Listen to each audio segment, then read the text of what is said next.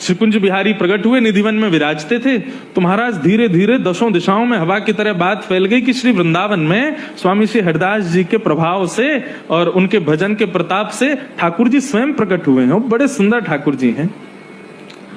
सब दर्शन करने के लिए आते थे। लाहौर के एक सेठ को पता चला कि श्रीधाम वृंदावन में कुंज बिहारी प्रकट हुए हैं। कुंज बिहारी को अर्पित करने के लिए उस सेठ ने खस का इत्र मंगवाया। हमारे बिहारी जी को इत्र की सेवा बड़ी प्रिय है। और अभी गर्मियों के समय में तो चोबा, खस जो बनता है ना, उसका जो गाढ़ापन होता है उसको चोबा कहते हैं। वो बिल्कुल ऐसा तार जैसा होता है, वो लगाते हैं बिहारी जी। माथे पे लगाएंगे, ठोड़ी पे लगाएंगे, अंग पे तो खूब मालिश करवाते हैं बिहारी जी इत्र की। तो एक लाहौर का एक सेठ था, वो इत्र उसने मंगवाया महंगा वाला खस का, और स्वर्ण का बढ़िया पात्र लिया, उसमें इत्र लेकर के बिहारी जी को चढ़ाने के लिए निकल पड़ा लाहौर से।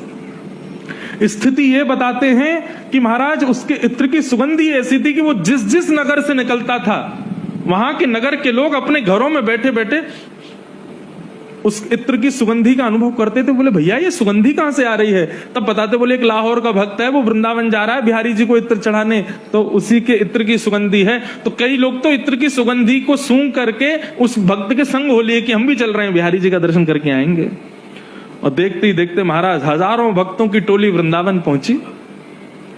परंतु उस भक्त के भीतर में थोड़ा सा मान आ गया कि मैं बहुत बड़ा इत्र लेके आया हूं, सोने के पात्र में लेके आया हूं, महंगा वाला इत्र है, वृंदावन के लोग सब लोग प्रसन्न हो जाएंगे। भाई ऐसी वस्तु ठाकुर जी को किसी ने नहीं अर्पित की जैसी ये लेके आया है। जैसे निधिवन राज में उसने प्रवेश किया, ठाकुर जी राजभोग अरोग रहे थे, कपाट लगे हुए थे। सब रसिकाचार्यों ने कहा भैया अभी तो ठाकुर जी को भोग लग रहा है, अभी समय लगेगा दर्शन में, तुम एक काम करो, तब तक क्या करोगे? तो यमुना जी पे स्वामी श्री हरिदास जी महाराज अपनी मानसी सेवा में बैठे हैं, तो वहां जाके स्वामी जी को प्रणाम कराओ। उसको पता नहीं था मानसी सेवा किसे कहते हैं।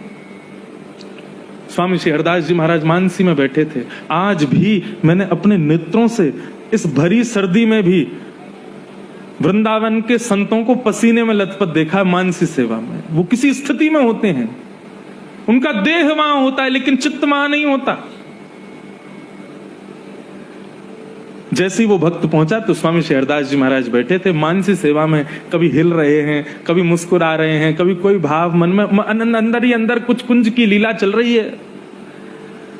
उसको थोड़े अपने इत्र का मान था, उसने स्वामी जी को प्रणाम किया और थोड़ा समीप ना इत्र रख दिया और इत्र का ढक्कन और खोल दिया ऊपर से कि सुगंधी आ जाए तो इस स्वामी जी के नेत्र खुलेंगे, तो ये पूछेंगे भैया सुगंधी कहां से आई, तो मैं बताऊंगा मैं लेके आया हूं।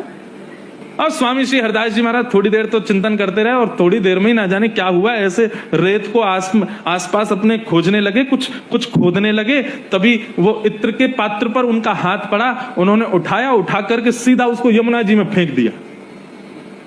पूरे इत्र को स्वर्ण के पात्र के सहित फेंक दिया। वो भक्त तो देखता रह गया, इतना महंगा इत्र इतने महंगे पात्र में लेकर के आया मैं, और अभी ठाकुर जी को चढ़ा भी नहीं था और ये बाबा ने फेंक दिया। एक बार भी ये विचार नहीं किया कितना महंगा है, क्या है ये कैसी स्थिति है भैया। वो स्वामी श्री हरिदास जी को पकड़ने के लिए, कुछ पूछने के लिए जाने लगा तो वैष्णवों ने रोक दिया, बोले अभी स्पर्श मत करना। स्वामी जी मानसी में, अब उसको क्या पता मानसी क्या होती है। वो तो मनी मन सोचने लगा मैं बहुत बड़ी गलती हो गई मुझसे, बहुत बड़ा अपराध हो गया, इतने रुपया तो अपने घर में खर्च कर देता मैं, और ये कौन से बिहारी जी आ गए हैं, इनके लिए इतना महंगा इत्र लाया और ये मैं उनको अर्पित भी नहीं कर पाया, ये बाबा ने पूरा फेंक दिया यमुना जी में। मनी मन सोच रहा था अभी चला जाऊंगा वापस और जीवन में कभी वृंदावन नहीं आऊंगा। तभी स्वामी श्री हरिदास जी महाराज के नेत्र खुले, प्रणाम किया, और प्रणाम करके जब नेत्र खोल करके आसपास देखा तो वो भक्त बैठा था। उसने प्रणाम किया। स्वामी जी बोले बिहारी जी का दर्शन किया तुमने?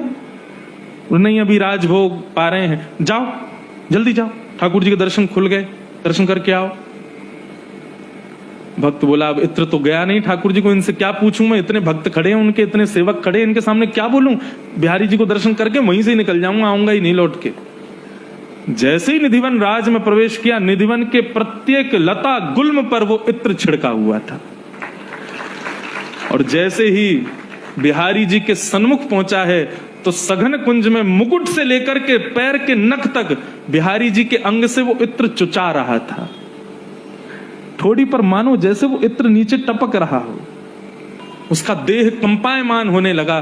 बिहारी जी को प्रणाम किया, दौड़ करके स्वामी श्री हरदास जी के पास गया। बोले मैं आपकी लीला समझ नहीं पाया, आपने मेरे इत्र को यमुना जी में प्रवाहित कर दिया, यमुना जी में फेंक दिया, तो फिर निधिवन में वो इत्र ठाकुर जी को कैसे पहुंचा? वहां की सघन कुंज लताओं पर इत्र की बूंद क्यों है? वो सुगंध से क्यों सुगंधित हो गया पूरा निधिवन? जब इत्र आपने यमुना जी में फेंका तो वहां क्यों पहुंच गया वो? मुझे बताइए भगवान, नहीं तो पागल हो जाऊंगा मैं।